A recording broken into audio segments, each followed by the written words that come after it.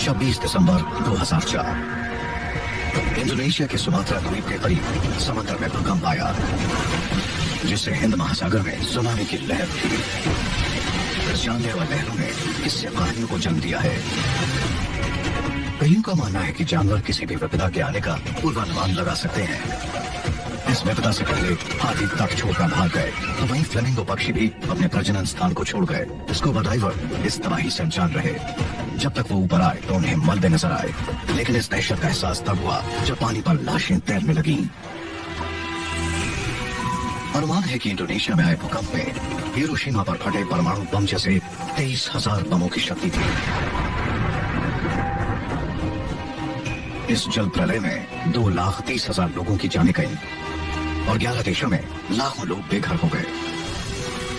यह धरती के इतिहास की सबसे खतरनाक सुनामी थी। सुनामी के विनाशकारी रहस्यों को समझना आसान नहीं है, और हम अब जाकर इन लहरों को थोड़ा बहुत समझने लगे हैं।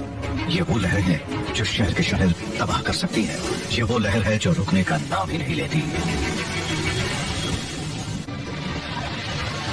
सुनामी हमारी धरती के हर महासागर में उठी है, लेकिन 80% सुनामियों की जिम्मेदार है पैसिफिक रिंग ऑफ फायर।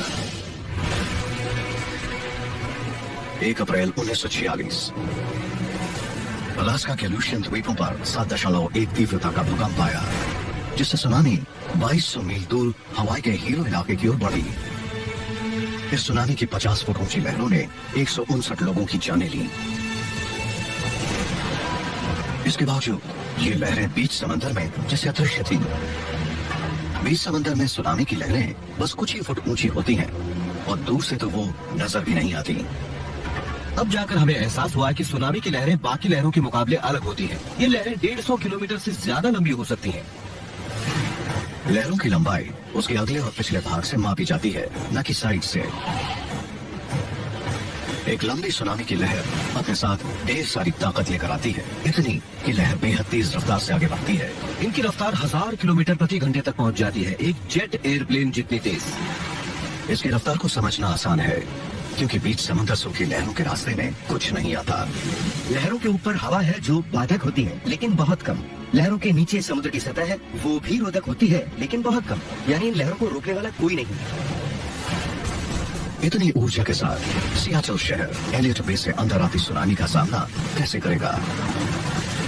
समुद्र में आए भूकंप के बाद लहरें एमरल्ड सिटी के तट पर पहुंचेंगी। तट के नजदीक आने पर समुद्र ज्यादा गहरा नहीं है और लहरों की रफ्तार पर ब्रेक लगती है। तेजी से आगे बढ़ रही लहर की रफ्तार अचानक कम हो जाती है और लहरें 16 फीट तक उछलकर शहर की सड़कों पर अवसर कर रही है। अब क्योंकि हमारा अनुभव हमेशा साधारण लहरों के साथ रहा है, इसलिए हम समझ नहीं पाते कि आखिर सुनामी की लहरें इतनी अलग कैसे हैं। हमें अब एहसास हुआ है कि एक साधारण लहर और सुनामी की लहर में बहुत बड़ा अंतर है, और इस अंतर को समझना बहुत जरूरी है। आमतौर पर लहरें हवा से बनती हैं। हवा से बनने वाली ये लहरें कुछ 100 मीटर लंबी होती हैं, और यही अंतर है साधारण और भूकंप से बनने वाली सुनामी की लहरों में। अलास्का के प्रिंस विलियम साउंड में आए 9.2 तीव्रता के भूकंप से इस सुनामी का जन्म हुआ था। यह उत्तरी अमेरिका का अब तक का सबसे ज्यादा तीव्रता वाला भूकंप था। अलास्का में 119 लोग गुमशुदा हो गए और समुद्र तट पर मौजूद पूरी की पूरी बिरादरी तबाह हो गई। इस तबाही के बाद इमरजेंसी क्रू और फिर इंजीनियर्स घटना स्थल पर आए, इस उम्मीद से कि यहाँ से मिलने वाले सुरागों पर वो भविष्य में सुनामी का सामना कर पाएंगे। जापान के उनागावा में 2011 में आई सुनामी ने इमारतों की फाउंडेशंस पर हमला किया और पूरी की पूरी इमारतें ढह गईं। यहाँ जो नजर आ रहा है वो एक उदाहरण है कि हम किस तरह अपनी इमारतें बनाते थे। जैसे ही पानी नीचे जाता है तो वो इमारत को उठा लेता है और इमारत तैरने लगती है। अब जैसे ही एक बड़ी लहर आती है तो पूरी इमारत गिर जाती है। मेरे मुताबिक ये उदाहरण इंजीनियरिंग की हर किताब में आने वाले अगले 10 सालों तक रहेगा। दूसरी लहर जिसने इस इमारत को पलट दिया, सुनामी के एक और रहस्य को खोलती है। सुनामी की लहरें एक के पीछे एक आती हैं, जिन्हें वेव ट्रेन्स कहते हैं, और हो सकता है सबसे बड़ी लहर पहली लहर के 1 घंटे बाद आए। इतना ही नहीं, सुनामी की रफ्तार तबाही में मुख्य भूमिका निभाती है। इस रफ्तार के चलते सुनामी हजारों मील की यात्रा तय करके तट तक पहुंचती है। सुनामी सिर्फ एक दिन में पूरे पैसिफिक महासागर में प्रलय ला सकती है। सच तो यह है कि सुनामी के लिए पैसिफिक महासागर किसी तालाब की तरह है। टोहोकू सुनामी 5000 मील दूर कैलिफोर्निया के सांता क्रूज शहर में 9 घंटों बाद पहुंची। हालांकि समुद्र का स्तर सिर्फ कुछ फीट बढ़ा, लेकिन पानी बंदरगाह में फनल की तरह बहने लगा और आश्रय ले रही सभी नाव बर्बाद हो गई। पानी के बहाव ने डॉक को बुरी तरह नुकसान पहुंचाया और हजारों नाव नष्ट हो गई।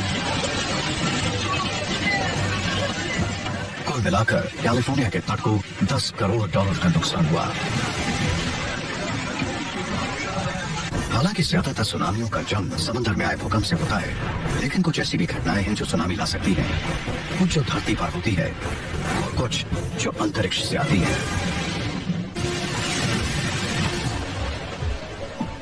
21वीं सदी के वैज्ञानिकों ने समुद्र के अंदर ऐसे उपकरण लगाए हैं जो उन्हें सैटेलाइट द्वारा सुनामी के आने से घंटों पहले ही चेतावनी दे सकते हैं।